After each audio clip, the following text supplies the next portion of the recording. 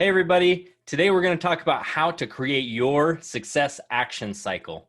Now, let me know, have have you guys ever felt like you're just being busy but not getting anywhere? You're just kind of spinning your wheels. I've been there. Put hashtag busy in the comments below if you felt like this is you, that you're just busy being busy and not busy actually doing productive work, and you're growing your business and moving your business forward. And so today what we're going to talk about is how to create a success action cycle by taking the right actions and creating that success and using that success to continue to fuel that cycle. So Monday, we talked about getting your mindset right. And we talked about 5 steps. 2 of them we're going to cover today. So if you didn't catch Monday, go ahead, jump back there and check out that other video. And it's going to be how to create your own mindset of success. But today we're going to talk about creating your own success action cycle.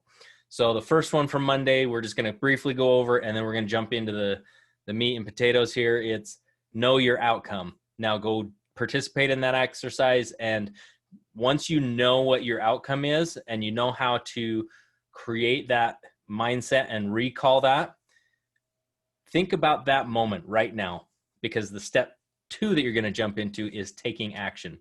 Now, as you take action, you're going to, close your eyes, get into that frame of mind, sit with that, the feelings and the sensory, the sight, the taste, the touch, the smell that you created in that first step of knowing your outcome. You're going to recall that in your mind.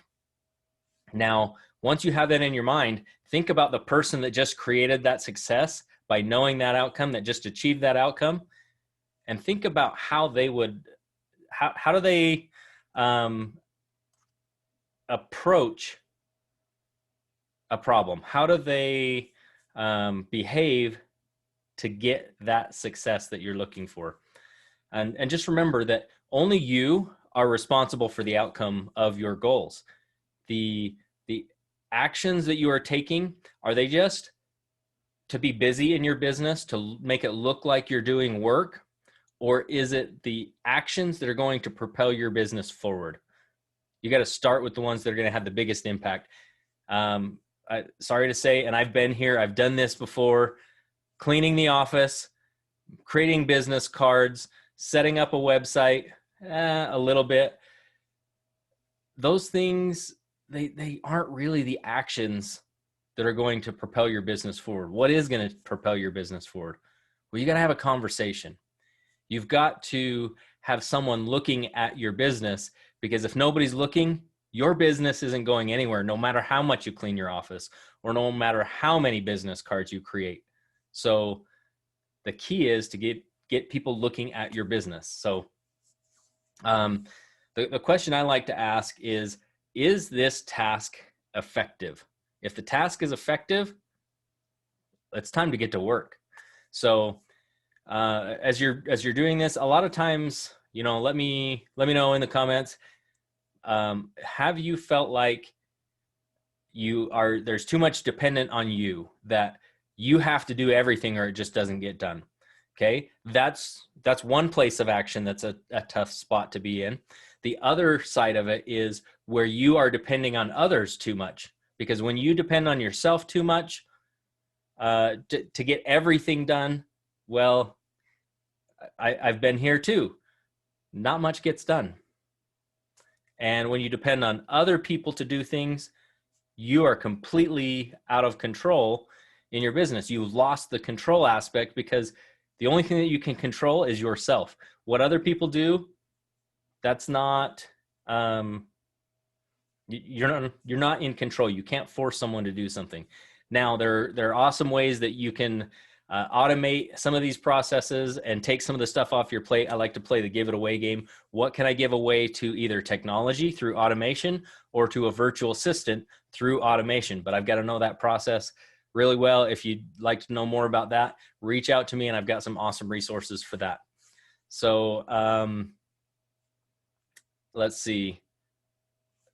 Sometimes we feel stuck in our business, and when we feel stuck, sometimes that's because we have fear.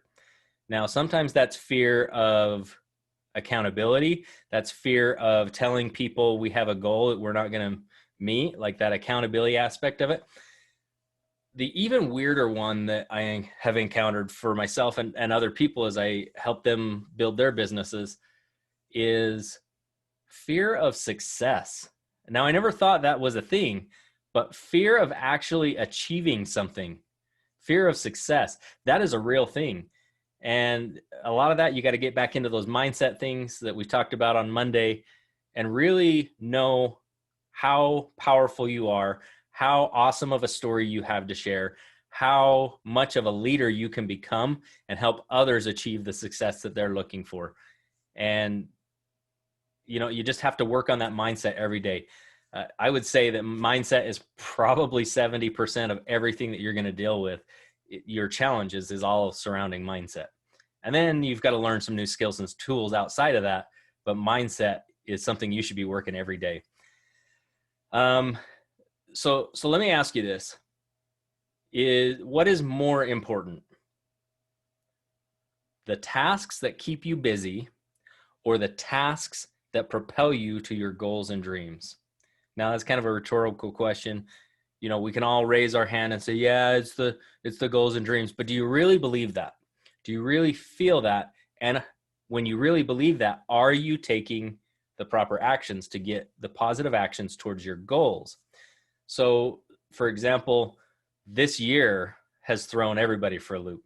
If you were meeting belly to belly like I was in my business, I had to learn new skills to take that completely online, to learn how to, there's prospecting online, but I've also learned tricks and ways to get people reaching out to me to learn about my business instead. And those are very powerful things because I'm not spending all of my time, and it's actually freed up more time that I can, spend time with my wife and kids, see my kids before they go to bed and that kind of stuff. So that's been amazing. But I want you to close your eyes right now and picture your goal.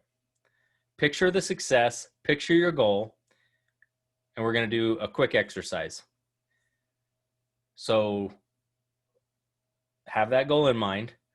Now, I want you to think of the very first thing that you need to do right this second to move in a positive direction towards your goal.